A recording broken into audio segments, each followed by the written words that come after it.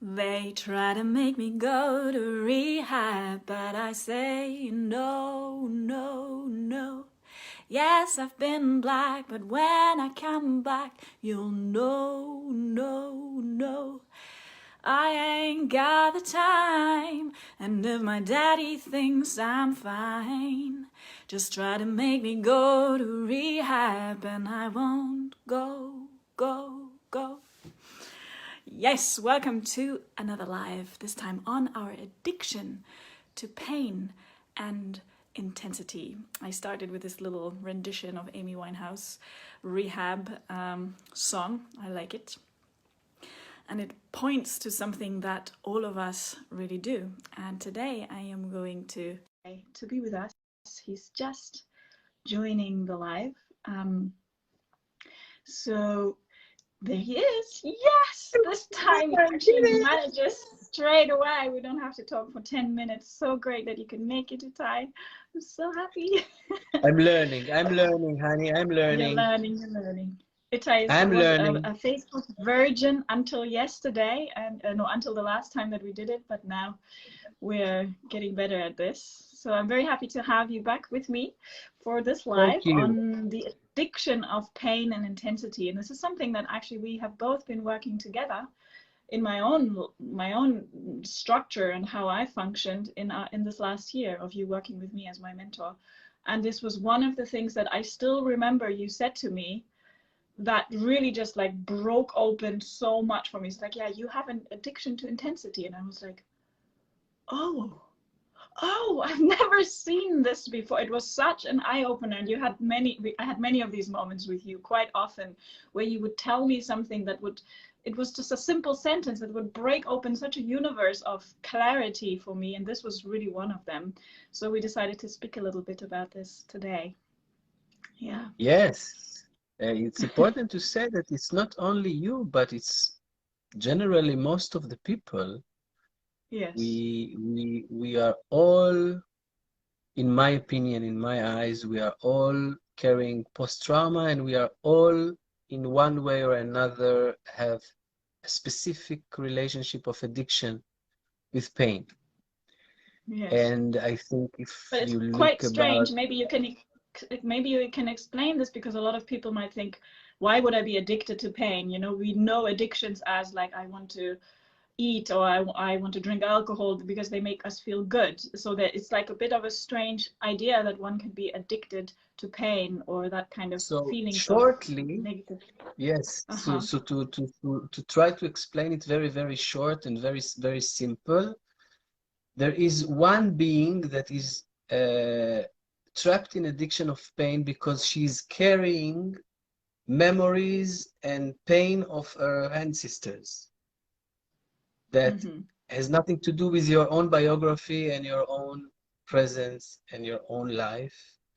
And there is your story that since your body was born, it was exposed to certain experiences, and then the body start to be regular to a certain level of intensity.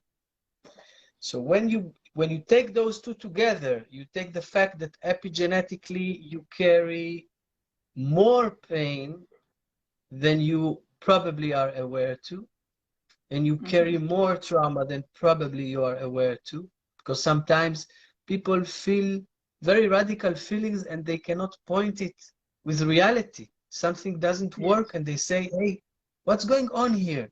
Where all this pain is coming from?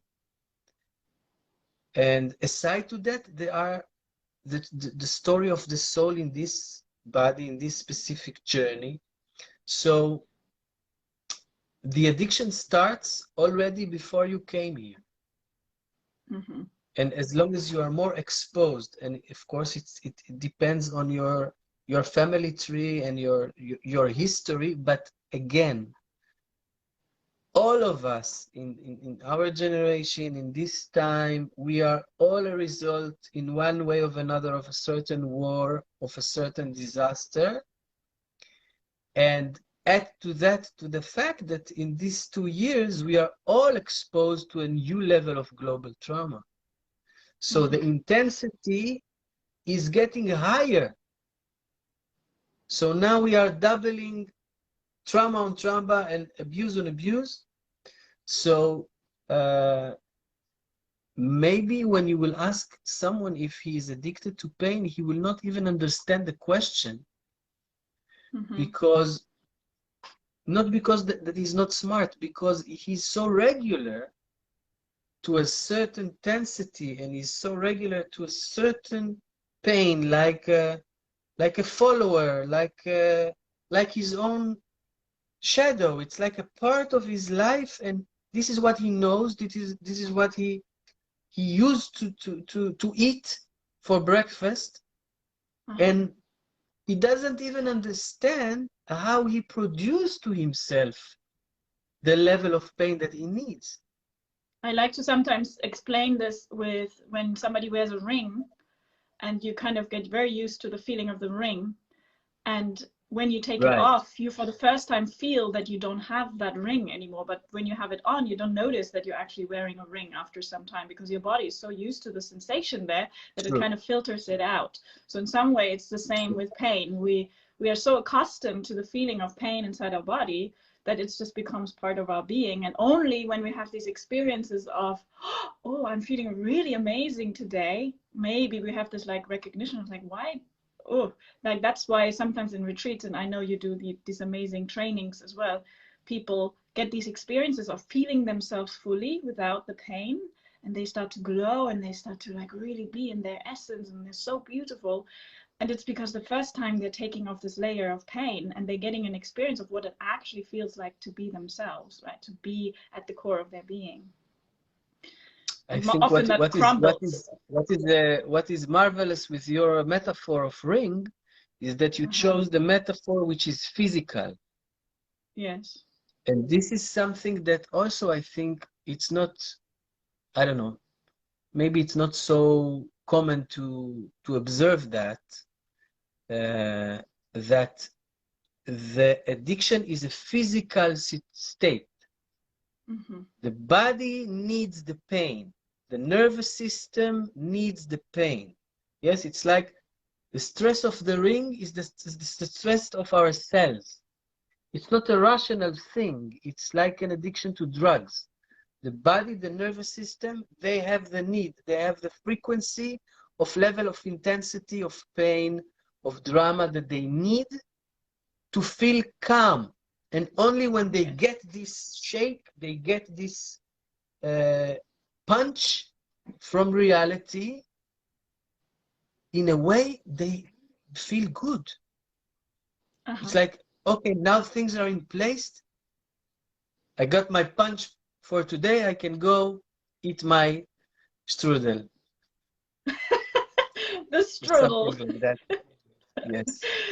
Yes, it's very true. And I think this is for me what it was one of the most important revelations, that I understood that if you want to have a quantic jump according to that, intellect will not be the one that will help you, because it's all in the body, and the body needs to get his medicines to be ready to change the way of inner nervosity and to change his relationship with what he feels, how he's balancing himself from what the body speaks and what the heart speaks. Yeah, for me, this was a big thing I recognized when you told me that sentence, like you have an addiction to intensity, that pretty much all my life I've had relationships that would call on this addiction. So I would call on, like I would attract men that would really feed this addiction inside of me, not willingly on a soul contract level, but not necessarily because they wanted to hurt me, but really because there was this addiction in me that was constantly trying to get struggle out of relationship, that was trying to get intensity from me so that I would feel myself alive. And it was a very deep realization for me. And then you asked me once that question, it's like, are you ready to live a silent life? like, are you ready for silence, you know? And it really, you know, I'm a meditator. It's not like something that I haven't thought about, but these questions in combination with the idea and the realization, the physical realization that my body craves pain, craves intensity, and then because of that intensity, I start to attract unconscious situation on the outside and start to meet people that feed that, even though I think like I'm doing everything right. And then starting to decode that, starting to do movement rituals, or starting to actually give myself the medicine to drain that, it's like a program, right, out of the body, and come to a place where my reality is no longer trying to reflect that to me, and I can really live a life in peace. And it was and is still a journey for me, with you of course, but it's so much more empowering now that I can see these moments where intensity comes into my life, and it's like, so what inside of me is wanting this right now? Why is this maybe difficult situation with this person happening? Is because I'm in my fix again. I want to get something from here, rather than being in a victim. But actually now I'm in the position of empowerment, because I know this is my doing. This is something that I can undo too. Yes, unfortunately, this is a kind of a mirror to what is going on now.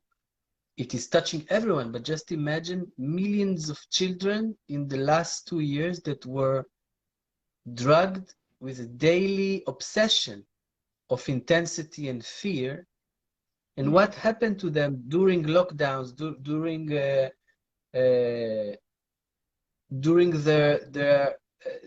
disattachment from society, from relatives, from grandpa and grandma, and what happened to their nervous system, beside the fact that the previous generation did not yet accomplish not to transmit to them what he's carrying. Yes. So take it in youth, take it in our age, take it in adults, in mature ages.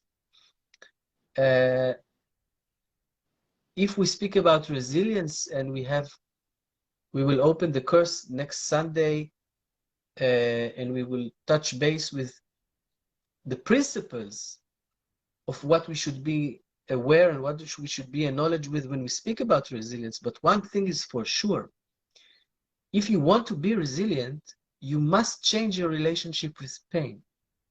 You can no longer attract pain in the same way that you used to, and you can no longer be indifferent with pain as a part of your reality, just as is. You must go really, really deep, and you must understand what do you carry in several ways under the title of victimization. You must go deeply, and you must research, what do you know about life without pain? Yes. What is the deal that you have made and the contract that you have made with that? And beside to all of that, again, we are now in a major lesson, collectively, globally, that is emphasizing for each human being that he hasn't done enough work in this dimension. And most of us, of course, in different ways, in different levels, we are still living with a horrible contract that it is signed there, that we are ready to be abused. We are ready for that, because if we were not ready for that, it will not happen.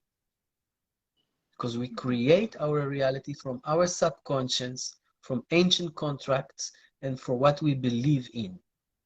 So collectively now we are standing in front of a huge mirror.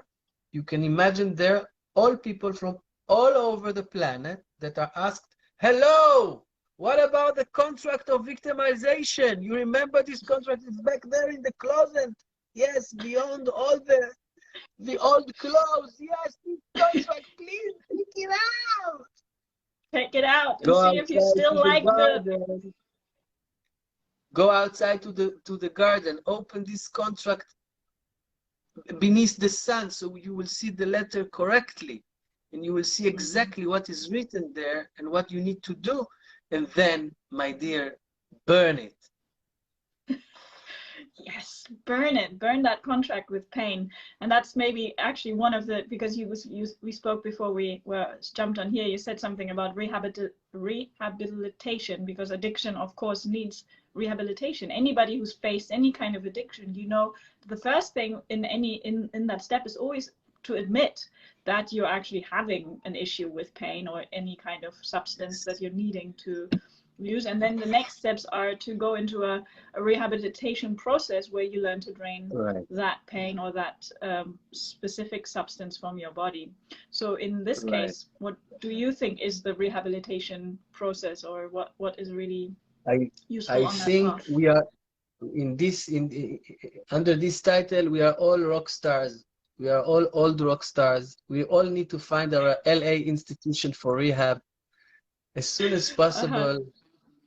And I wish it was so fun and romantic, but actually process of rehab it's one of the most complicated processes on earth, only because of one reason, which sounds almost stupid. And it is because most of the people, they didn't even really choose to live life. Although it sounds so stupid and it sounds so obvious, because we are alive, we are living our lives, but in the core, in the center of core, to live life in the way that you can appreciate life, and you can celebrate life. And I don't mean now in a new ageic way, or I don't know, I'm not a spiritual, I don't consider myself even as a spiritual animal. I don't follow spiritual festivals. I don't walk with white clothes. I don't walk like this in my home. Yes, I'm a regular person, but I really observe seriously what is my relationship with life, and what is the relationship that I have with the fact that I'm alive.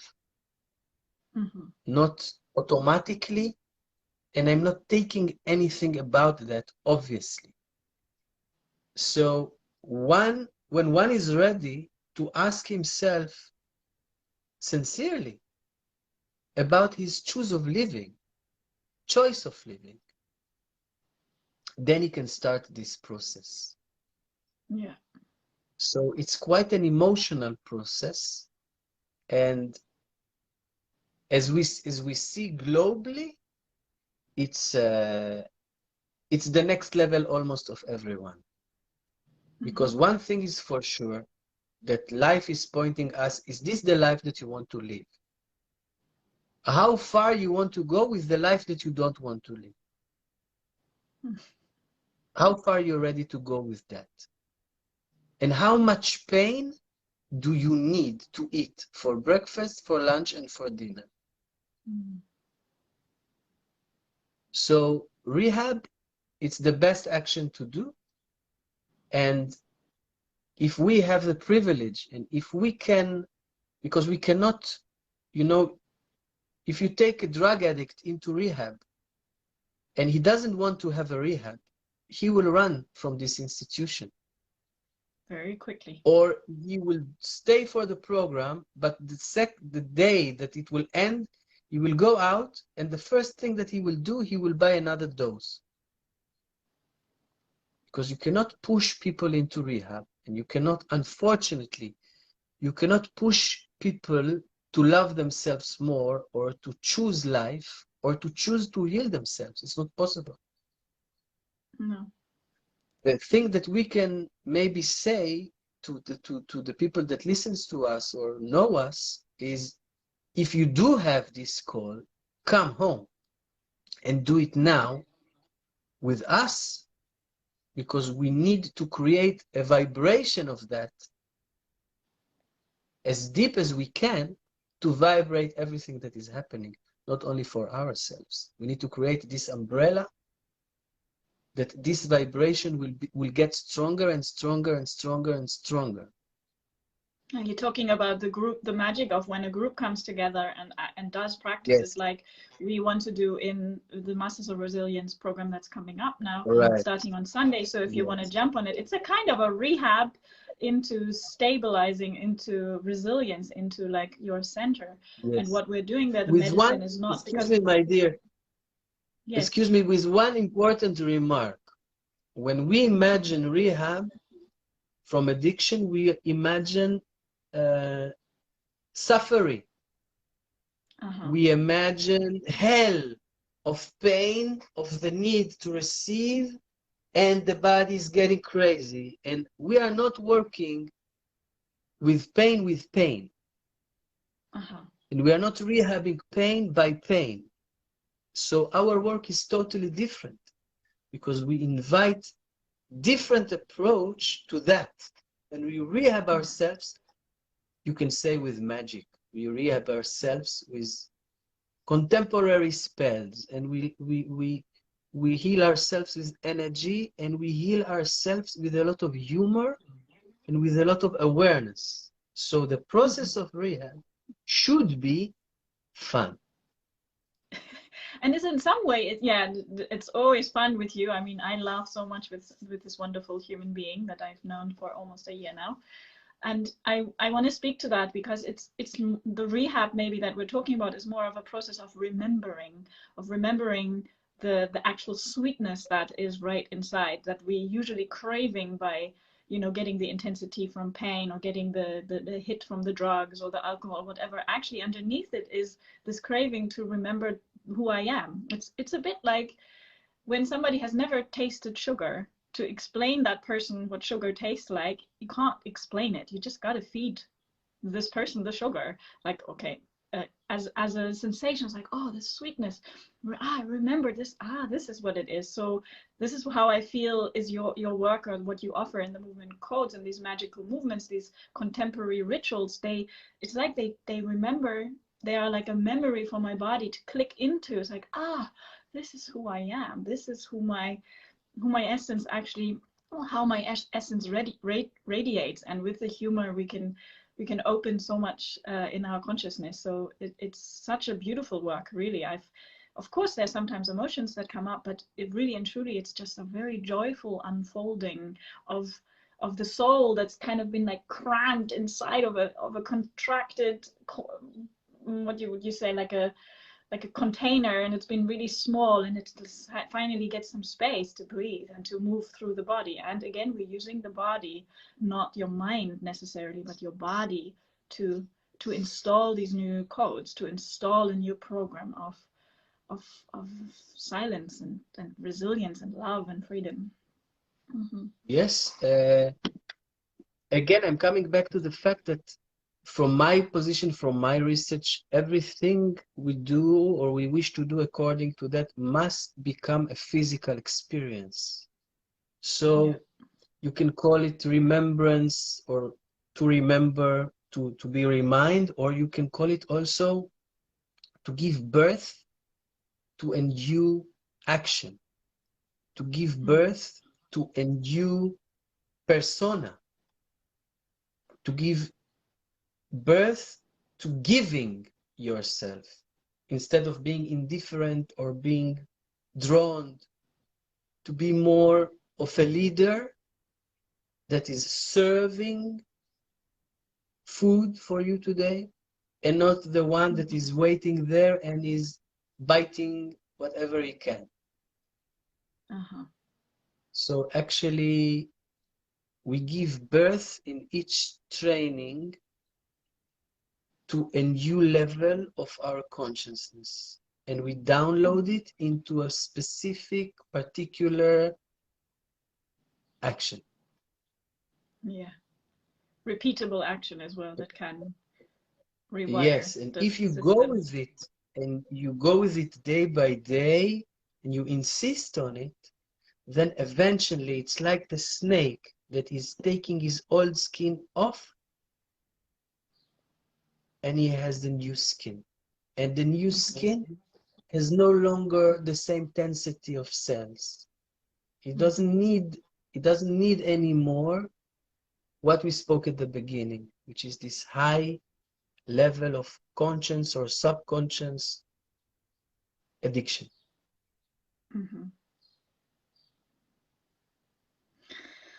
Beautiful. That feels really complete for today. I just want to invite everybody who has been visiting or who's watching this to join us this Sunday. It's going to be an 8-week live online training of Masters of Resilience, where we are diving into the movement codes. That's like something that Itai really has received. It's something very new. I haven't seen that with really with any other healer, and it's a very profound healing method for you. Like, it's not, you don't need a book, you don't need anything for it but other than your body. And this is the invitation, this is our invitation, and it was actually our answer to reviewing what has happened on this planet in the last years.